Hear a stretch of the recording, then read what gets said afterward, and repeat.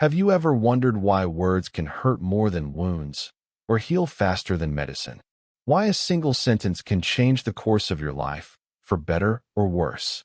What if every word you speak is not just sound, but a spell? What if language itself is the most ancient form of magic we've forgotten how to use consciously? From the way we talk to others to the way we talk to ourselves, we're casting invisible incantations every moment. The question is, are you enchanting your life or cursing it? From the beginning of civilization, words were never just tools for communication. They were sacred. In ancient Egypt, the god Thoth was said to have created the world by speaking it into existence. In the Bible, creation begins with "Let there be light." In Hindu philosophy, the universe itself is born from sound, Om, the vibration that sustains all things. To the ancients, language wasn't symbolic. It was energetic. To name something was to shape its reality. We've forgotten this power. Today, we throw words around carelessly, as if they disappear once they're spoken. But language leaves traces, psychological, emotional, even physical. Neuroscience shows that words can literally alter the chemistry of the brain. Negative words increase stress hormones, tightening your body and lowering your immune system. Positive, empowering language releases dopamine and serotonin. It's not just feel-good talk. It's biology responding to vibration. Every time you speak, you're shaping perception. Not just how others see the world, but how you see it. When you say, "I'm exhausted," your body listens. When you say, "I'll never make it," your nervous system obeys. When you say, "I can," your reality bends toward that truth. Words are commands issued to your subconscious. They're code, programming the mind like a spell does reality. The magician's wand is nothing more than focused intention spoken aloud. Think about this. The word spell itself comes from the act of spelling, arranging letters, shaping sound into meaning. Language and magic share the same root because they're the same force. When you speak, you spell. Every conversation is a ritual, every declaration a manifestation. And if that sounds mystical, consider how easily words control emotion. A few sentences can make nations go to war or fall in love. A lie can destroy, a truth can liberate. Words build worlds. We've all experienced it. Someone says something cruel, and it echoes in your mind for years. Or someone believes in you when no one else does, and that belief becomes the seed of your transformation. The spell isn't in the sound. It's in the meaning charged by emotion. That's why intention is everything. You can say the same words, but if they come from fear, they bind. If they come from love, they are free. This is why ancient mystics guarded sacred names and mantras so carefully. They understood that language channels energy. The right word, spoken with clarity, could heal or summon. The wrong one could corrupt. That's why silence was considered powerful too, because in silence, energy gathers before it becomes form. We moderns have lost that reverence.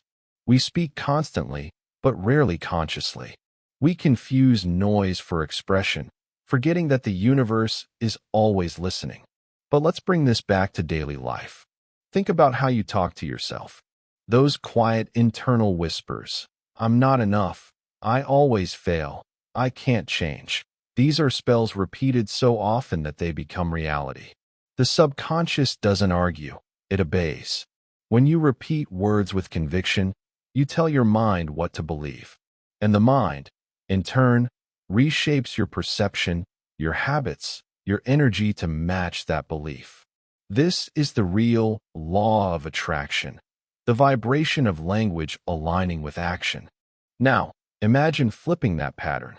Imagine speaking words that elevate rather than diminish you. "I am learning. I am growing stronger. I am becoming who I'm meant to be." These aren't just affirmations, they're reprogramming commands. You're rewriting the code of your own consciousness.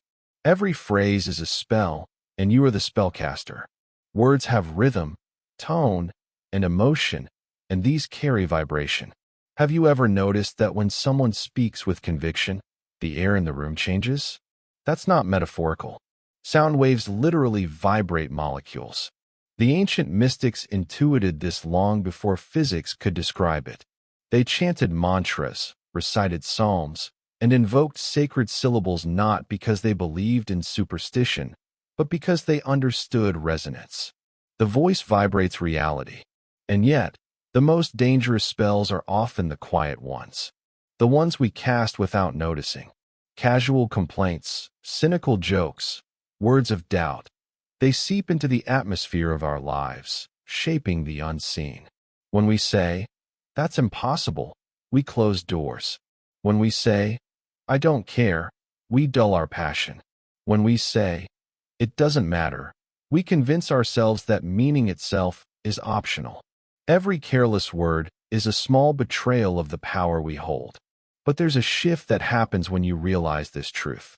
You start to listen differently, to others and to yourself. You begin to feel the weight and energy of what you speak. You pause before saying something destructive. You choose precision over habit.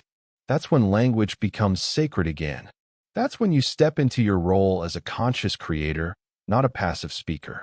Every philosopher who touched the nature of being eventually arrived at this mystery. The world is not solid, it's narrative. Reality is story-shaped, meaning-shaped. The universe responds to articulation. To speak is to participate in creation. Whether you whisper or shout, you are always invoking.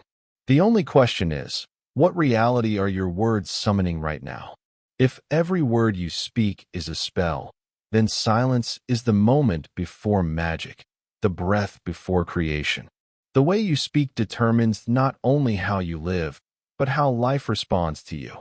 Every phrase carries energy, a frequency that ripples through the invisible web connecting all things. You may think your words vanish after being spoken, but they don't. They linger in the people who hear them, in the emotions they stir, in the world they subtly shape. You've felt it before, a compliment that still warms you years later, or an insult that still stings. That's how far a spell can travel. Words are containers of intention. They hold whatever emotion you pour into them, anger, love, faith, or doubt, and release that energy into the world. When your words align with your actions and emotions, they become powerful instruments of manifestation. When they contradict your inner state, they create friction, confusion, and dissonance. That's why the most potent words are the ones spoken from complete congruence. When you believe what you say, feel what you mean, and embody what you declare. But there's a deeper level to this mystery. The power of language is not limited to sound. It's also the language of thought.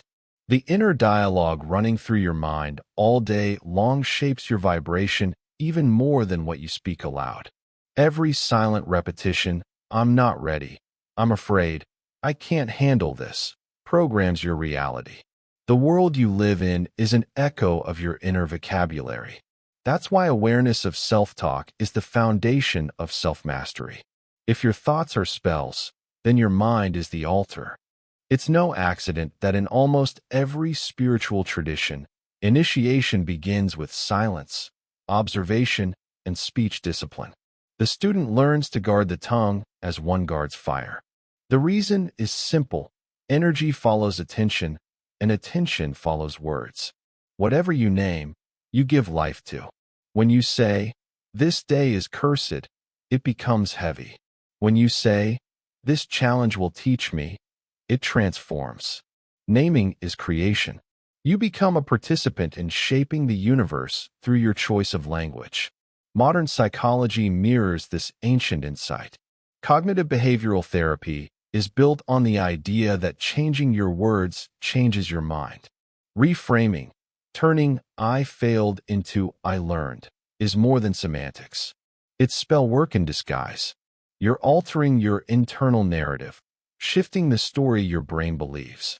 And since the brain can't tell the difference between imagination and reality, those words begin rewriting your life.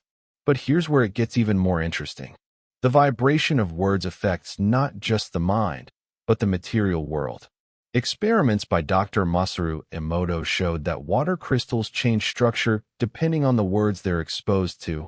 Love creates beautiful patterns. Hate distorts them. Whether or not you believe in the specifics, the symbolism is clear. Matter responds to meaning. If your body is mostly water, then every word you hear, speak, or think is sculpting you. So what would happen if you became a conscious sorcerer of language? If every word you spoke was chosen with awareness, aligned with truth and compassion, you'd begin to notice how your relationships shift, how your mood stabilizes, how synchronicities appear. People would feel safer around you, inspired by you, drawn to your presence, because your speech carries clarity, not chaos. Conscious language radiates coherence, and coherence attracts harmony. But the opposite is also true.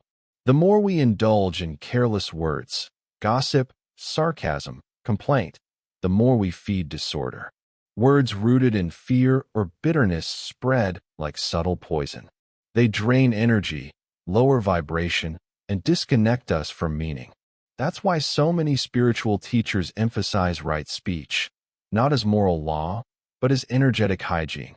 The tongue can heal or wound, unite or divide, elevate or diminish.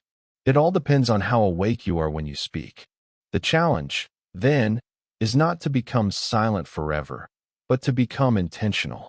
To pause before you speak and ask, is this true? Is it kind? Is it necessary? These questions transform language into a form of meditation. They train your awareness to vibrate at the level of creation, not reaction. The more you practice this, the more you realize that every conversation is an exchange of energy, not just information.